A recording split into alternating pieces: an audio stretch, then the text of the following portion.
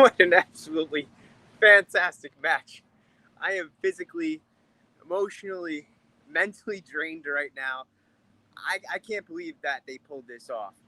It was just such an open match. Like, I felt like I was watching the end 2 minutes of like one of those five-a-side matches where everyone's just going forward, nobody's playing defense anymore. Roma finds a way to do it, as they have been, though. And that's such a difference from last year or any previous match, the past 5-10 years, is figuring out a way. And I'm going to take a seat now. I'm going to run through just some of this commentary, sit in my backyard. I absolutely screamed and went wild as soon as we won.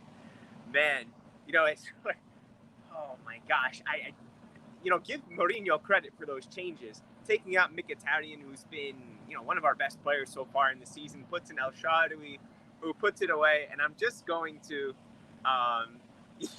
running down the touchline for sure. That was insane to see him running there. Just pure emotion. I'm even having trouble putting like a coherent thought together right now. Man, I wonder if I scroll away, if it stays recording. I'm gonna run up to my computer, take for a little tour through my house, and then get some comments in here. So Mourinho gets his 1,000th match is an actual win, and I think that's something that it's so hard to like actually write that type of storyline, right? I'm running to my computer right now so I can just check some info. Go into my little studio, turn the lights on. Okay, so let's see. All right. Come on, computer. There we go. So he breaks his duck with that. He gets his 5th match in a row. Anytime he's joined a new team, he hasn't won 5 in a row. It's always been 4. But now he gets his 5th. So, little review here. First big chance, I'm going to run through all of the plays. Wrote them all down throughout the entire match. And yeah, last 55 minutes were wild. Cliff says, what a match. Okay, so first big chance is in the 13th minute with Berardi after some good link-up play. Patricio makes a good save and covers it. Okay, and I'm going to say that a couple times throughout the next few minutes as I'm narrating these. Next big moment comes in the 33rd. Karsdorp whips a low cross, and Tammy gets it, but it goes just wide. Tammy, I think, was having a little bit of trouble getting into it throughout the match. Just the movement. Sassuolo was just a good team today. A minute later, Boga almost scored in a 1v1, really starting to impose himself, Boga. And Sassuolo almost scored again, but Chirichez is called offside as a header was contested in the box. Tammy then drew a foul in the 36th, and Chirichez was actually given a yellow. The team was looking, I thought, a little bit tired, and, Mickey and Pellegrini after their inclusion in the World Cup qualifiers. But after Abraham draws that foul against Chirichez, Pellegrini plays that ball into Cristante, which opens up the scoring. Very nice goal, one that was really straight from the training ground, right? And 26 years old, his 7th goal for the club, Cristante. Abraham then goes out for some treatment. His knee buckled. I got a little nervous about that one. Do Sassuolo react? It was my question that I have written down here. And yes, they do. Ibanez gets a yellow for a slide tackle. So they're starting to come out and bite. Ibanez gets really frustrated, and then you can see the referee beginning a discussion with Mourinho. There's a free kick from the right wing. Berardi plays it into Fratesi, but that one's blocked. And then in the last minute of the first half, Sassuolo plays a ball behind the line, but Ibanez makes a great header to stop the goal. Sassuolo had created a lot of chances in the first half. They were high energy, threatening throughout almost all of it. Raspadori, I thought, really made the attack click when he drops back. Possession was split. It was something like 51 to 49%, so let's call it split.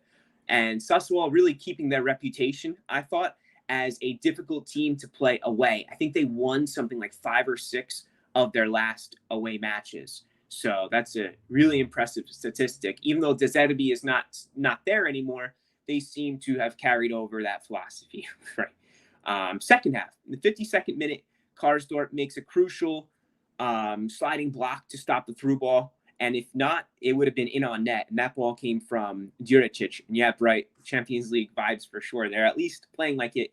And before I make this point, I felt that we could have put this game away earlier if we had someone like Nandez I thought someone like him would have made a real difference in midfield today, or kind of slotting in over on the right, kind of like this new position I think that we're seeing a lot of, which is like a defensive mid / halfback. I'm not able to articulate the perfect word for it yet. Okay, 55th minute, Scamacca is in the match, and he makes a really hard shot from the top of the box, saved coolly by Rui Patricio, and he just has been changing the entire complexion of this team. 2 minutes later, Juricic scores. Scamacca switches the play. Berardi outturned Vigna and played it into the box for the goal. It was a nice one. I'll give Scamacca a lot of credit there. He's not a player that I really rate, but that he did really good, and he almost made us pay for it at the end. 61st, Pellegrini almost scores, but it's blocked. He was starting to play really well. Definitely one of the men of the match. You know, if you take away Rui Patricio, I thought Pellegrini was the most active on the pitch, and it was a little unfortunate for him that he didn't get that goal that I'll address in just a minute. 68th minute again now, 7 minutes later, he saves point blank on Berardi after Boga cut through the center of the pitch and plays a through ball into him. Serious stuff right there. Pellegrini gets past the heart of the defense 5 minutes after this. He gets goal side and does everything but the finish. That's the one where he gets goal side on the center back, and he just was able to hit like a tiragir with his left, but it just goes high and wide. You can tell he's getting a little fatigue there. Veretout comes out, on steps Perez. Excellent move, as it will be. And Zaniolo steps out for Eldor. The 77th, Berardi goes out for Defrel. Defrel, who we remember well for not doing much at all in Rome. I thought Maxime Lopez was having a phenomenal game. He wins the ball from Abraham at the top of the box, starts a brilliant counter. Boga is in, and Patricio stops it with his legs. It's one of those really important important plays that Patricio gets there.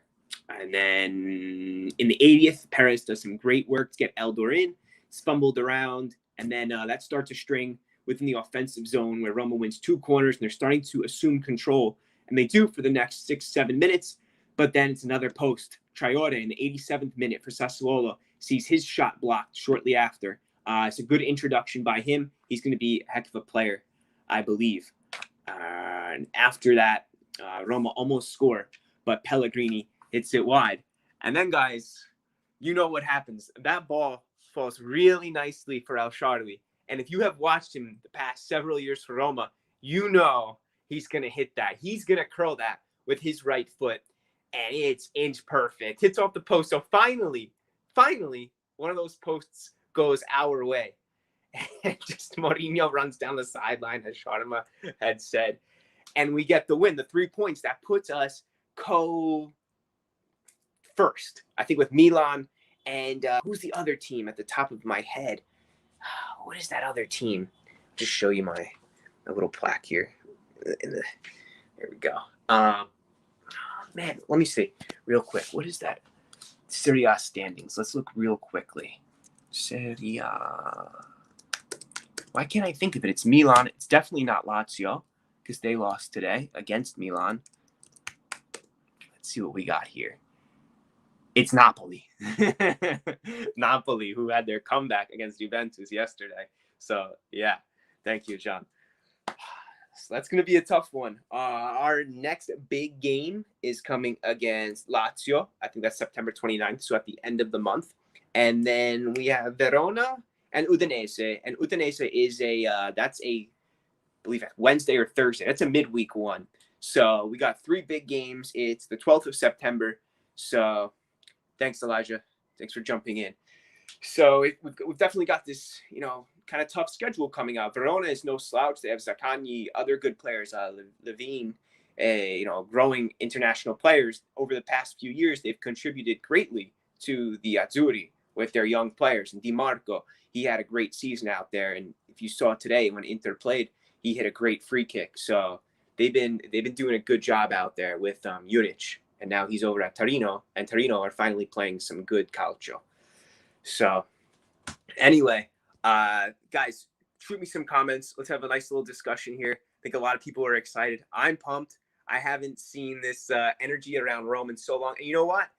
Also, shout out to the fans. they were going with the Cody, the chants for like the entire match. I must have heard Caminero Insieme a Te probably half, I don't know, 24, 26 times, something like that. It was like nonstop. That's a brilliant, one of the newer songs in the Curva Sud. And seeing it just full, you get that vibe. You know, that's like part of what Mourinho came for, to be around the fans. So it's an awesome thing. That's it from me, guys. Please let me know what you think. Like, subscribe, all that good stuff. I'll keep doing this once I'm back on Twitter. I think this community is going to grow as well. So, and dai, Forza Grande Roma, for sure.